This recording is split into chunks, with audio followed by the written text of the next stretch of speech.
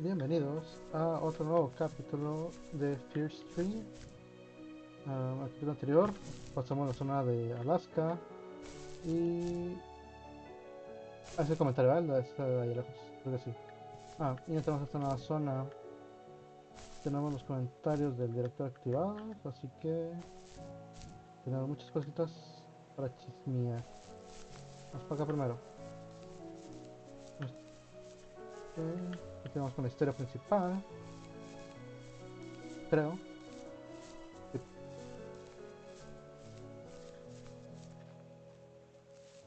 After he drove me home from the police station, I blew up at him, saying how I never wanted to be like him, how I was gonna be someone and leave that hick icebox for good.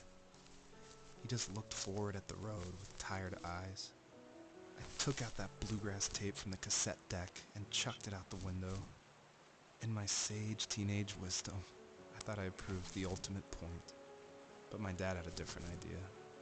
He slammed the brakes, slowly bowed his head while gripping the steering wheel, and finally looked at me. All he said, like it was a polite request, was, "Make this right." I sat there in silence, fuming, but I eventually got out and combed every square inch of the woods, muttering profanity after profanity. I found it 30 minutes later, near a small waterfall off the road. I went back to the truck, put the wet tape back in, and sure enough it worked. We didn't speak another word to each other the rest of the night. Wow, I knew you were a crazy teenager, but... It's hard to believe, isn't it? It surprises me too. It's like I didn't really know who that kid was back then. I bet my dad thought the same thing over and over. It's almost like he was saying, "Make this right," to himself, more than to me.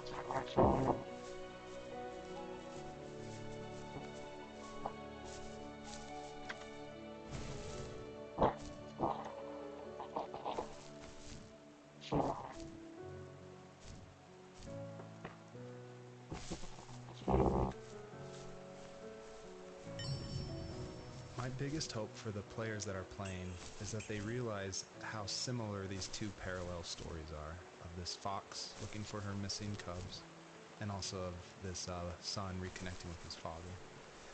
And so I try to add little touches in the voiceover and in the environment to help draw those parallels, even if they seem totally dissimilar. A big example is the truck, for instance, that Joseph grew up with. It's purple and yellow like the butterflies for this fox.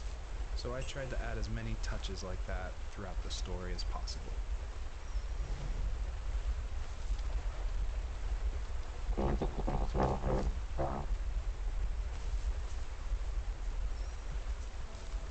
Supongo que va a haber algo ahí, güey, pero no tengo idea. No veo algo. Y poco me ayudan, así que digas, uy, cómo ayudas de las mariposas. O sea, no sé qué pedo. A ver, ¿puedo ver algo para allá arriba? No. Pues, quién sabe. No veo nada. A ver. You may have noticed there's a little pond here, and believe it or not, I tried everything I could to get swimming working in this game, and I just could not do it, unfortunately. And so all the water in this game you can just stand in, which is, it still like bums me out, but the systems were not working, it was buggy. So I just had to throw it out, which, you know, I think it's okay. Like, I wish it was there, but again, the focus of this game is on the story. Chales, no podemos nada. Pero encontramos ahí un cartelito de una barbería. Y espero que... Bueno, creo que no hay nada ahí. Ah, ok, para eso son, güey. Ocupamos tres, güey. ¿Tres reales ocupamos? A ver. Pongamos la prueba, güey. Pero si no por acá, güey.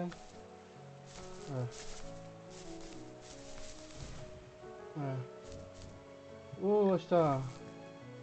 Ok. Oh, vuelve. A huevo. Uh. Mira, aquí hay otro. Vamos. Ostras. Mucha luz. Ok. If there was some way I could take my love of drawing and turn it into a way of escape, nothing would make me happier. I wanted to create instead of tearing trees down. I wanted to move to the lower 48, not because I hated it there in Alaska, but I hated the idea of it. It's like all of that spite inside me had created this monster which followed me around my whole teenage years. I put so much energy into doing what others didn't expect of me. Why did I do that? There's one fact you're forgetting, though. If you didn't have that fire in you, we probably would have never met. You're absolutely right. Maybe the destination is all that matters in the end. But then why am I awake? Why am I seeing this fox go on her journey? And why can't I stop thinking about my dad? Oh. No dejamos nada por allá. Vamos a ver. A ver si me cae bien. Nada. ¿O sí? ¿Qué pedo? No, cambio de mapa. Cortan así de tajo, güey. ¿Qué pedo, güey? Sí.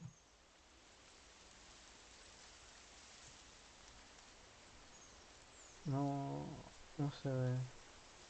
Pues está buena la historia, pero no me gusta que quiten el mapa así luego, güey. Quiero caminar más, güey.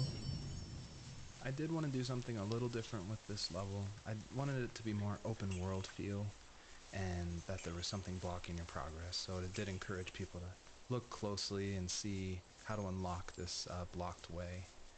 And I do like just walking around this level and listening to the beautiful music by Josh Kramer.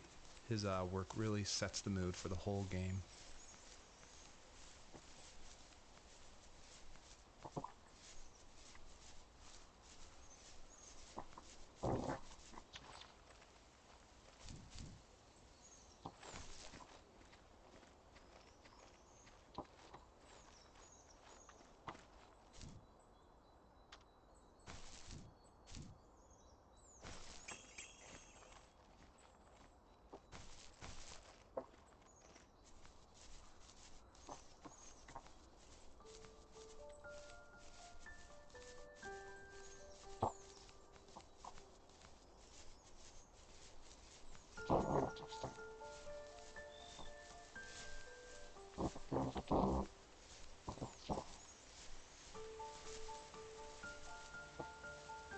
My dad built a lot of stuff in his free time. If he wasn't watching fly fishing or reading Tom Clancy novels, he was carving something. He made tons of birdhouses. Not that he was into bird watching, but I think he really missed working and adding on to the home. If he couldn't afford the time to build onto our own house, he would have to settle with watching birds move into their little homes.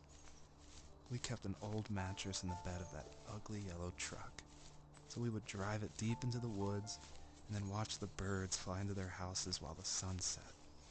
Usually it was accompanied by venison jerky or a cold Coke, but not a lot of talking, which is how we both liked it.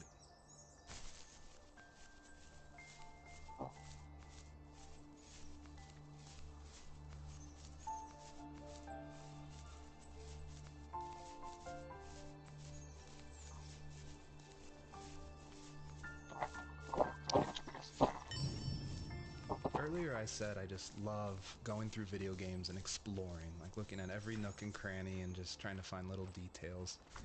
And I think that started because in middle school and high school, I would make mods for my favorite games, namely Jedi Knight, Jedi Outcast, and Far Cry. And I loved like this huge world of mod makers who would make these levels, and it'd be like the most random creative things, and I would just love exploring, usually multiplayer levels by myself. So even though I went to college for film, before that, like before high school, I was making video games and mods, and it was my favorite thing in the world. I made a ton of different levels. I made an abandoned space hotel with a dance floor and cafeteria. I made a haunted campground with cabins and tents. I made this whole city with like the first ever day-night cycle with running showers and stuff in the hotel and the apartment buildings. And I just loved making those mods, and I think that carries over to my game, The First Tree, and also the one before that, Home is Where One Starts, which is it's exploration. You're just looking around and appreciating the details. Perfecto. Ya hacía mods desde chiquito él. We were happiest underneath the evergreens. We decided it was time to finally map out the hundreds of acres we lived on, just to pass the time during the summer. He was only free in the evenings, so I would spend the day wasting time on dial-up internet and sketching, and then we would rush into the woods, pen and map in hand, before evening fell. Sometimes the aurora borealis would cast a cold green glow on the mountainside, and we would finish our route underneath a twilight sky. Sometimes I was lonely during those summer days, but there was comfort in the routine. A lot of teenagers aren't looking for the daily grind, though. There's nothing wrong with wanting to get out, to leave your childhood home. You wanted to progress, to make something of yourself. Yeah, you're right. That house. I'm sure it's the same as how I left it. But then why does it feel so different? I doubt you're the only adult to have looked back and asked that question. No sé si irme para allá o si irme por acá, güey. Tengo miedo de perder un pedazo de la historia. Porque aquí ya se mira que es otro pedo. Y sí dejé varios pedazos. Pero entonces no sé si pueda regresar. Espero que sí. Ok. Ah, vamos, vamos, vamos, vamos. Ok.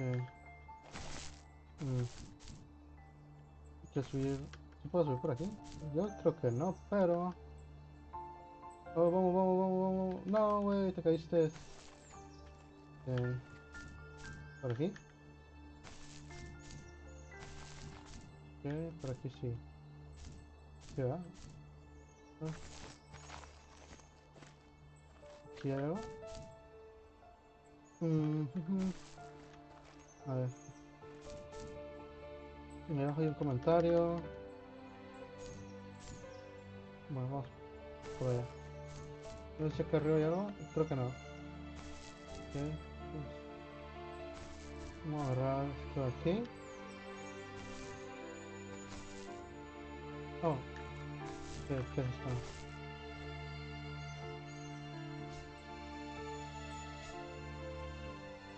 Ok, entiendo. Aquí es cuando se baja. Ok. Sí. Tengo que transformar. Tengo que tener esas cositas entonces. Ok. Por allá no se mira nada. Pues creo que me voy a regresar. No puedo regresar por acá. Pero por ahí, por ahí, por allá. Nah. Tururú, tururú. Pues vamos, vamos, vamos, zorrito. Oh, chales. Pues mira, una estrellita. Ok, pues mira, aquí hay otra. Por acá, ¿no hay más? Creo que no. No, vamos a ver, vamos a ver. Por allá, ¿ya vine? No. Aquí cae. No hay nada. Nada. Acá. Creo que por aquí me metí, ¿no? Sí, por aquí me metí. Ok. Entonces, supongo que esta ya está. Y tengo que dar a la izquierda. Que no hay nada por ahí que se vea a lo lejos. No. ¿Qué comentar?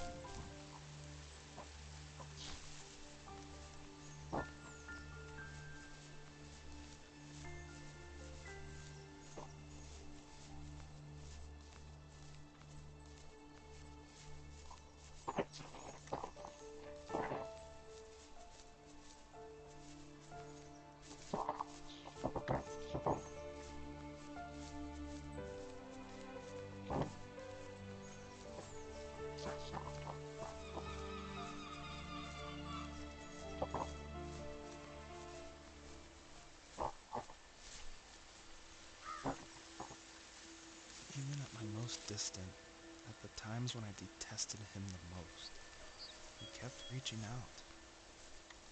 For a year straight, he asked me every week when we were going camping. I thought he was just dense. Eventually, to shut him up, I agreed. We carried out the worn lawn chairs from the garage and set up a cinder block campfire at the site we'd always used behind the house.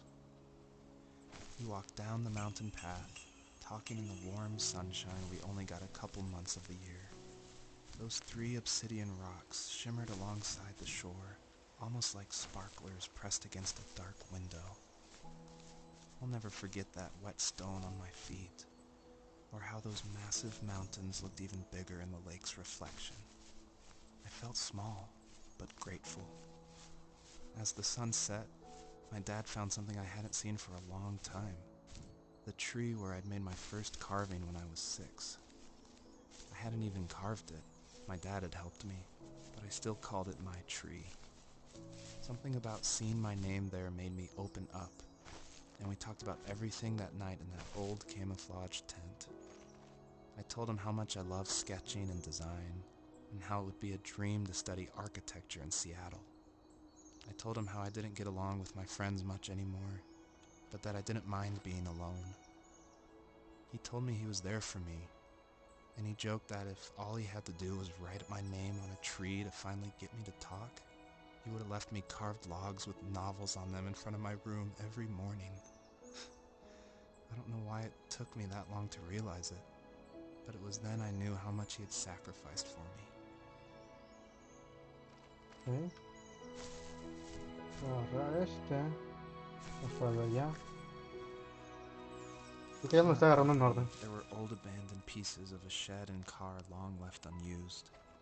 I used to ask him all the time who those people were that left all this junk. And I'm sure he got so tired of hearing it that he made up some elaborate stories how a brown bear ate them and haunted the woods afterwards. What's funny is I think it made those people seem more real. Growing up thinking they were still hanging out like they couldn't say goodbye. I used to tell my friends how I could swear I saw spirits move near the water, and that always freaked them out. I guess it didn't bother me, because the way I saw it, they were normal people with old cars and sheds, just trying to figure out how to survive and be happy in the middle of nowhere. It was a cool thought that they didn't want to leave, but you know, I was a weird kid. Well, you had good company since those ghosts liked living in a place where they were brutally devoured. Sí, ahí está. 2 de 3, güey. ¿Qué? Vamos a ir al revés, güey. Uy. Vamos. ¡Chalala! Vamos. Debe ser el primero de ser acá. O este lado, el derecho. No, es un comentario. Ahora sí, ya sigue el del medio. Almost all stories follow the same kind of structure, and it starts with an inciting event, and then there's rising action, and then there's a climax, and then there's falling action. And it's actually really difficult to make an interesting story where you only hear these two people talking, and it's spoken through a dream that's already happened, and the most of the action is about this animal that isn't directly related to this couple at all. So I don't know what I was thinking, but my hope was that it would create some interesting things and connections that I didn't see before. And that was kind of the whole exercise of making the first tree. Y hay solecitos. Estoy viendo que hay uno, güey. Pero no estoy seguro. Y ese que iba agarrado. Este es el inicio, creo. Mira, ahí hay otro, güey. Yo estoy dejando, güey. A ver. Vamos aquí, pero este es el inicio. Vamos para allá, güey. Y según yo, ya son todos, güey. Los que están atrás, mira, hay casita del árbol. Para pajarillos. ¿Qué cacao? ¿De dónde vengo, no? Creo. Según yo. Creo que puedo agarrar. Fíjate aquí. ¿Por qué no lo vi? ¿Qué? ¿O es la estela que deja, güey? Creo. Bueno, no sé si deja estela. Oh, no. Bueno, según yo es eso, pero no sé si hay algo más. A ver, por aquí vamos. Se hace que si va a ser la estela esa.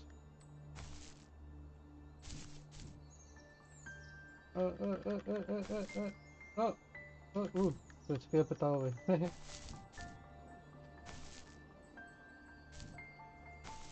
Oh, shit. Ah, va a ser la estela que deja esa madre, güey. Entonces, no sé si subir en realidad o...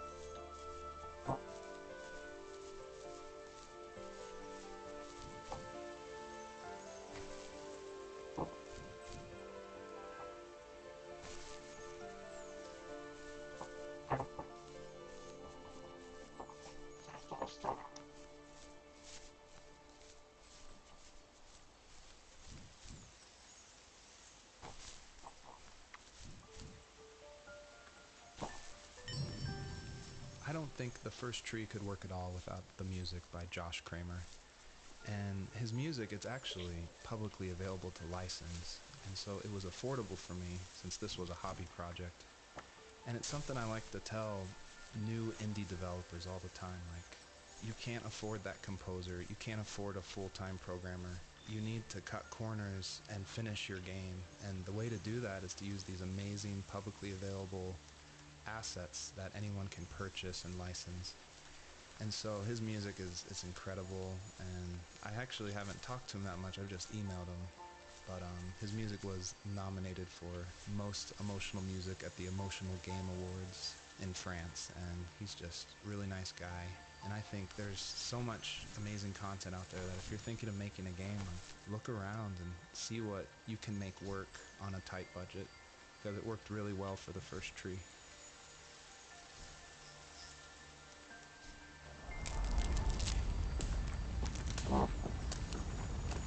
Lo hemos desbloqueado y eso pues será para el próximo capítulo. Gracias.